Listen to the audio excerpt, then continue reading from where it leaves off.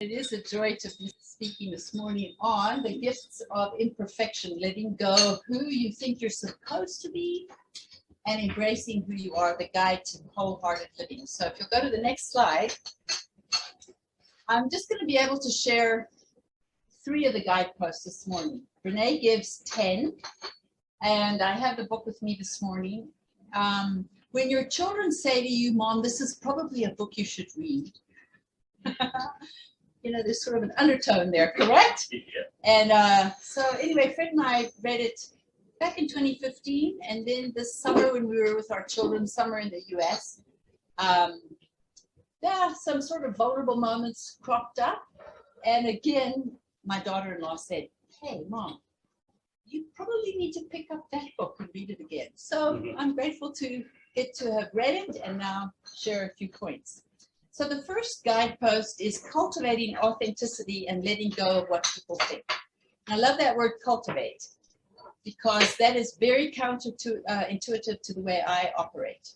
I just want things to be done today. I want it to be done quickly, microwave, let's not go slowly. Cultivate has a whole nother, and that's actually part of, you know, all these years that I'm now learning how to be. Let things cultivate in your life, Sheryl.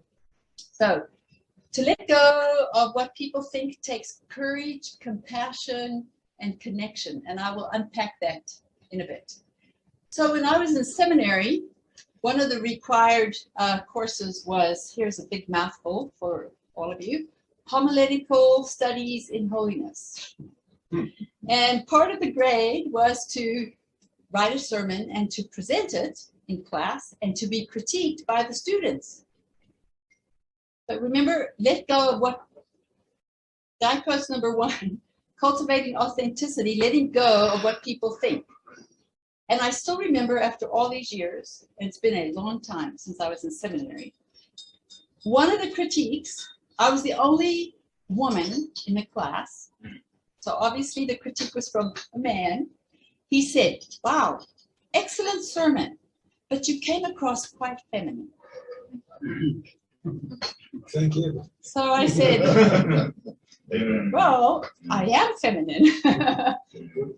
And anyway, I was glad that I showed up as a woman and not as Billy Graham on that day.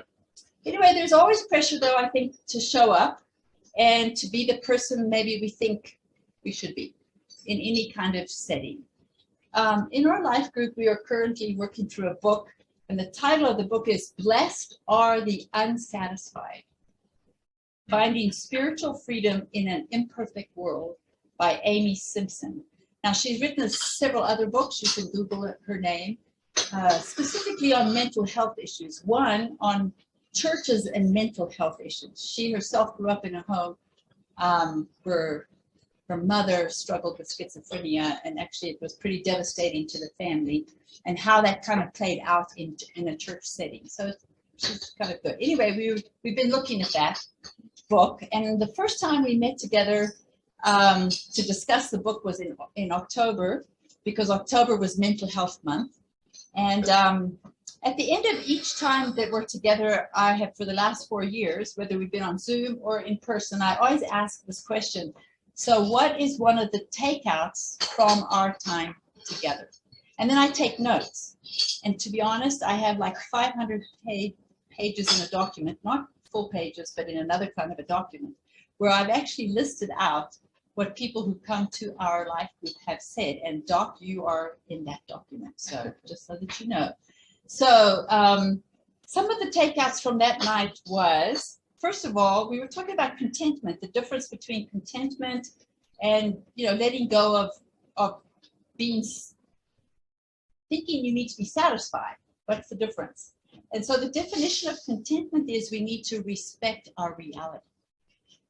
Which I thought, okay, if I can do that, I think I can be content, rather than saying, I don't like my reality, then I am discontent. Anyway, well, one of the other comments that was made was, too often there's pressure.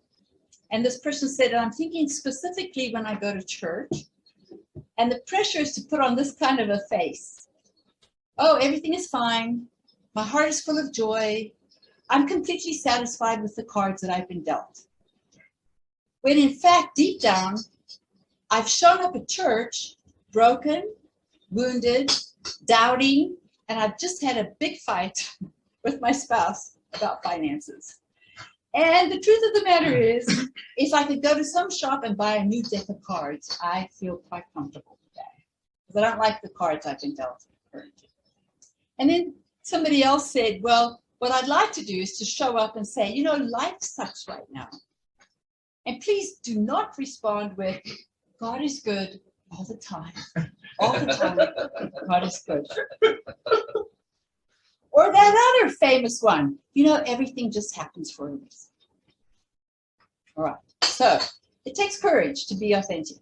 Brene Brown's definition, if you go to number 3, her definition of authenticity is the daily practice of letting go. Notice, the daily. Now for me, you know, I always think I should get to the point where I'm there.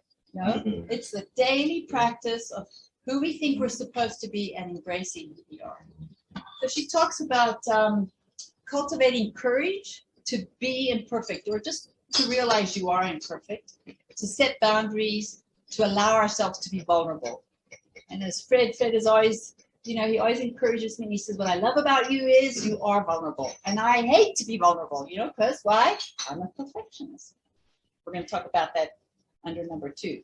Exercising self-compassion, because we know that we are all made of a combination of strength and struggle.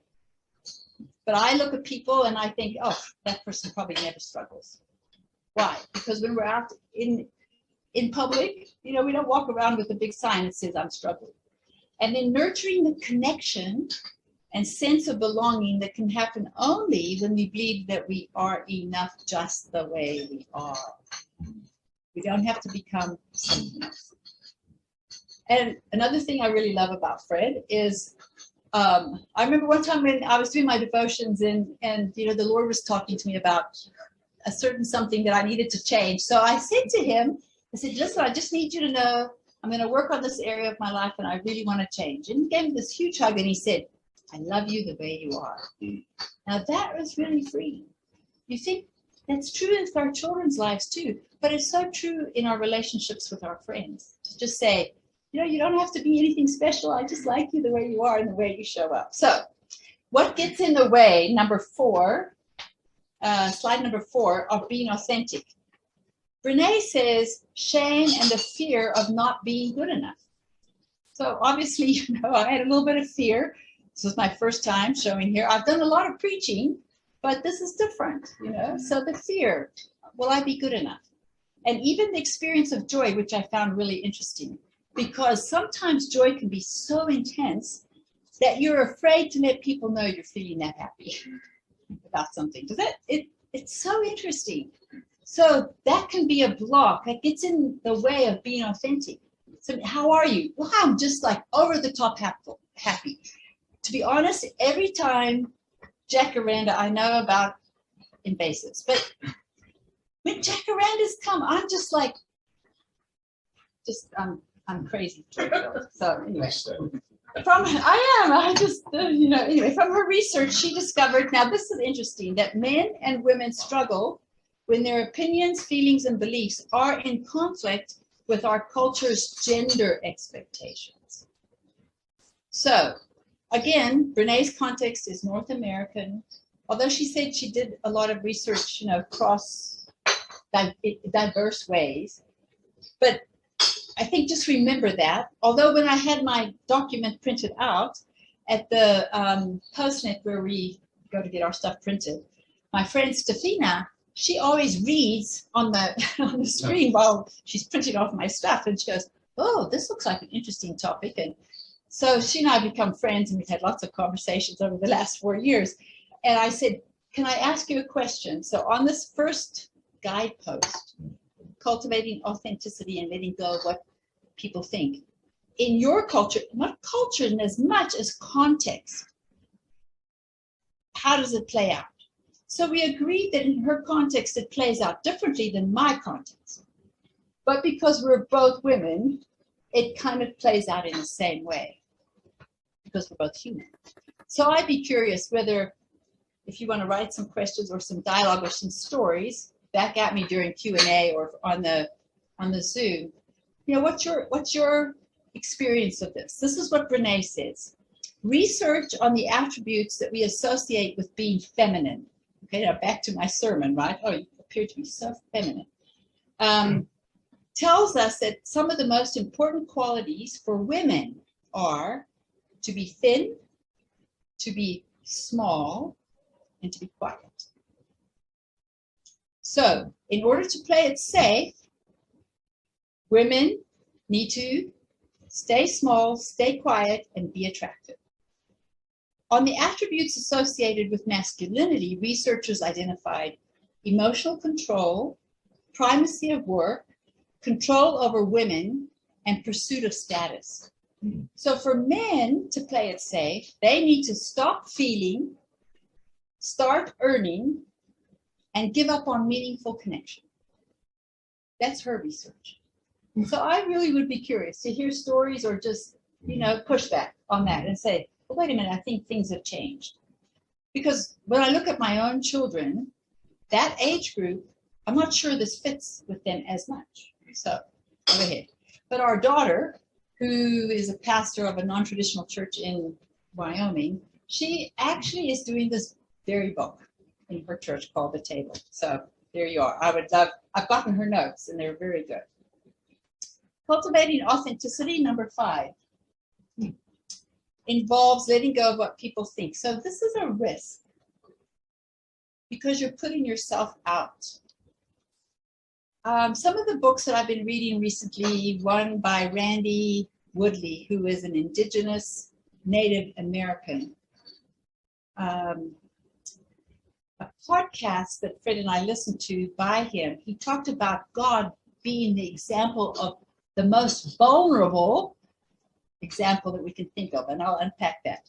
God was authentic and vulnerable and took a risk, as John describes in his opening introduction to the gospel story.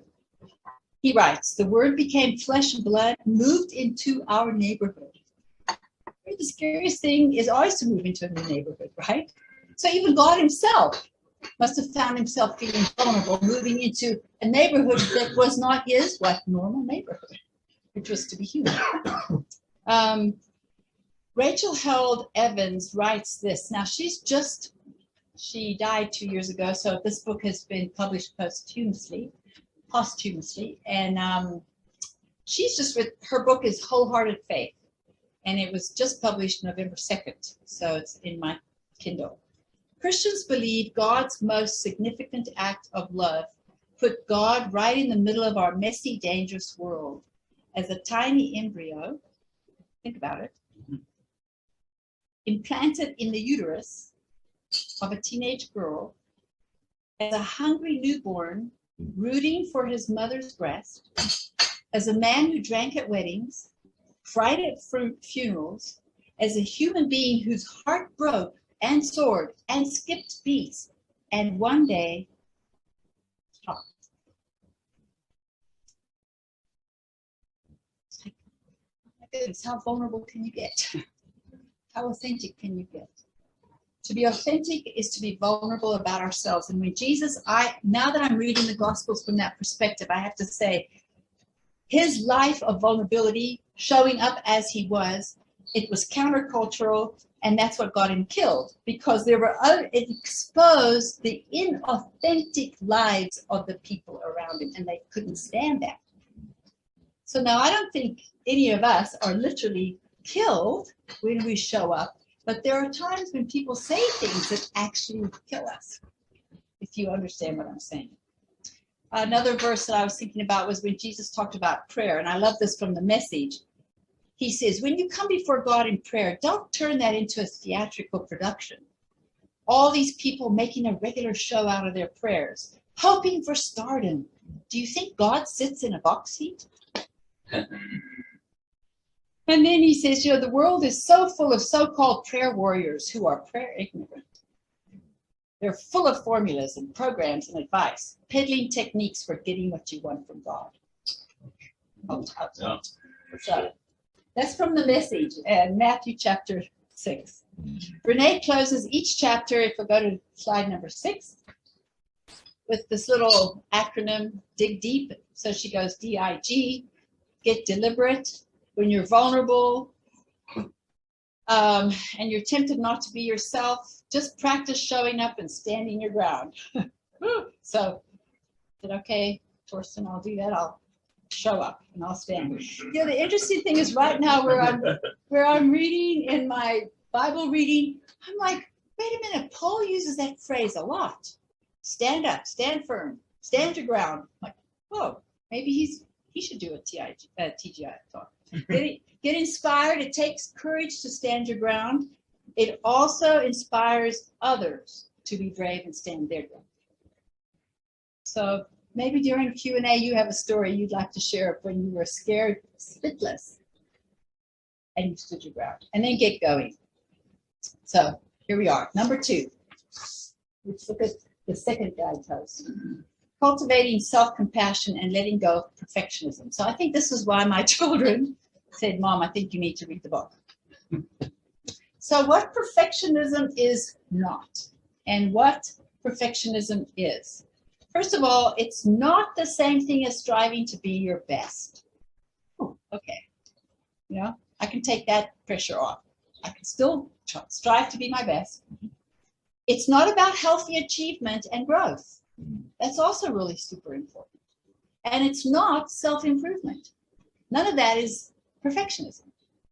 What perfectionism is, says Brene, the belief that if we live perfect, look perfect, act perfect, we can minimize and avoid the pain of blame, judgment, and shame. Perfectionism is about trying to earn approval and acceptance.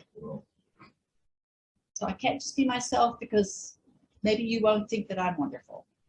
And adopting the dangerous and debilitating belief system, I am what I accomplish and how well I accomplish it, which then pushes me to please, to perform, to perfect. The 3 Ps. So quite interesting. I was thinking about Jesus and his baptism.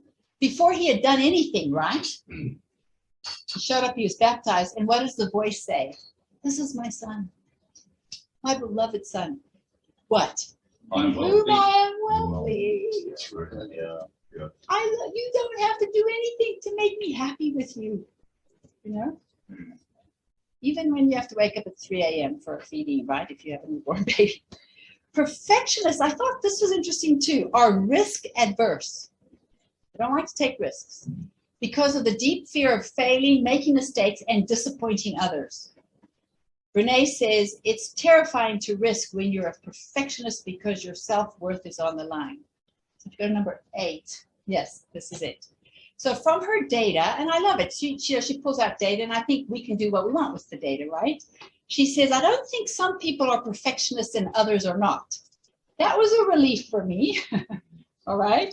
She says perfectionism exists on a continuum.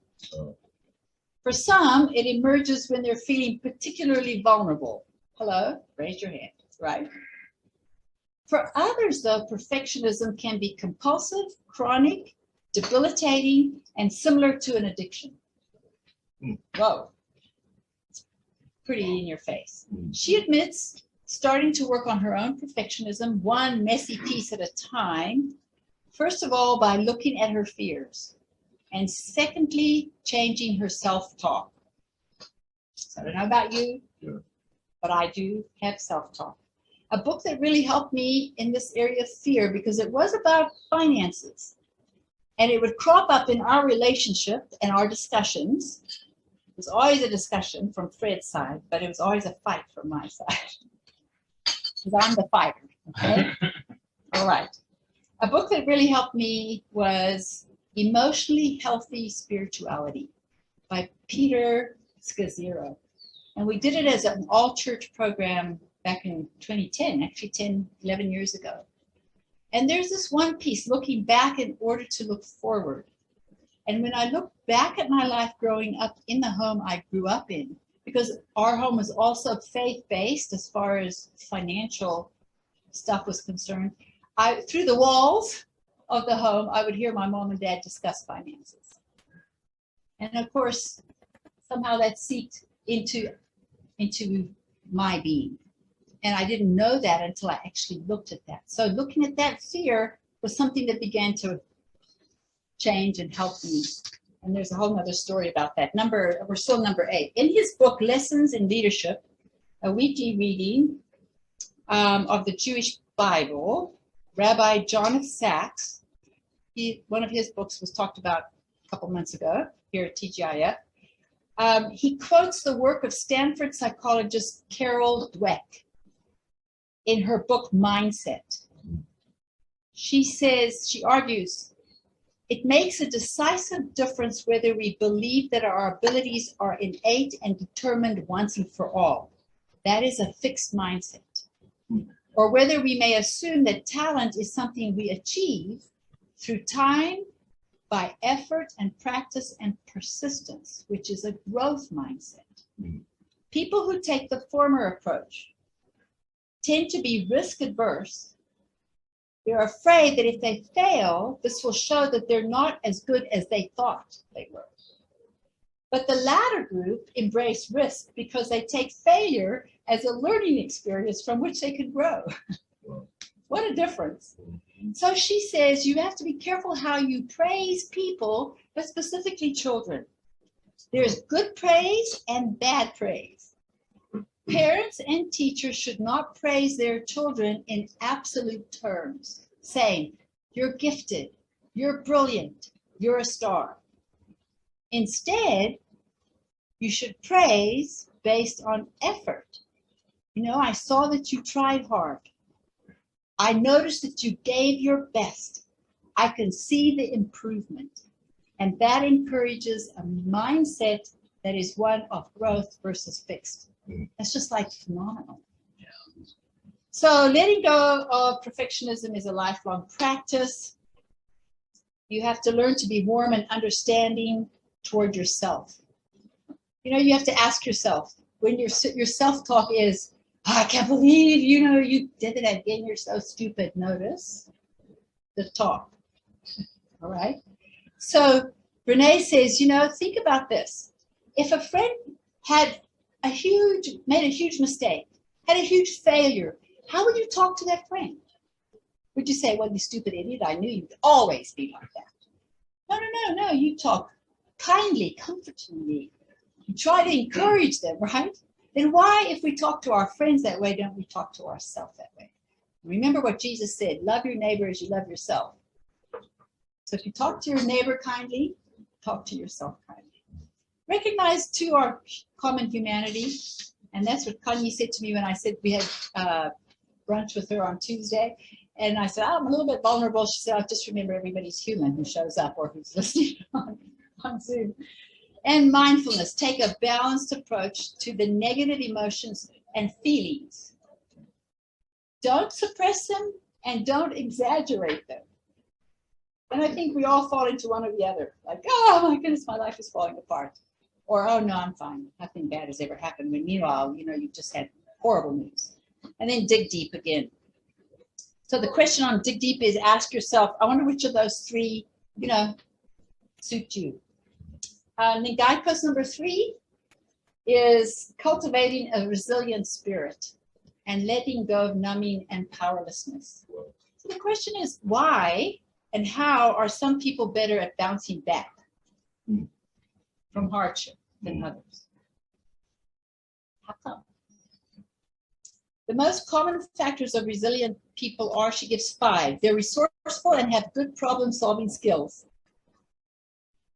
2, they're more likely to seek help. That's a good one. I'm like, no, I'll just power through this. Sheryl, hello, ask for help. 3, they hold the belief that they can do something that will help them manage their feelings and cope. 4, they have social support available to them, which is always important. And 5, they're connected with others, such as family or friends. So, number 10, surprisingly, Brené's research showed resilient people are spiritual. This is really interesting. But she said, this isn't about religion or theology. She says, her definition, and this we might have quite a few discussions about this.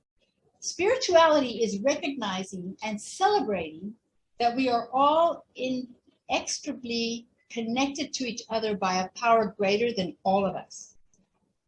And that our connection to that power and to one another is grounded in love and compassion. And I would add, not our beliefs and doctrine. It's a bit of a risk, but I thought I'd say it anyway. Practicing spirituality brings a sense of perspective, meaning, and purpose to our lives, which is another book I'd like to recommend for you to read. And that is a book by Charles Willie Vincent. Thank you. He was a theology professor at UCT, and he interviewed 21 of the leaders of the struggle against apartheid. And in those leaders, there are Christians, atheists, Buddhists, Hindu, Muslim, you name it, kind of people. And he's a theology prof.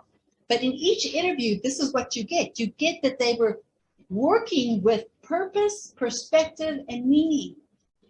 And that's why they stepped up into that. It's just fascinating.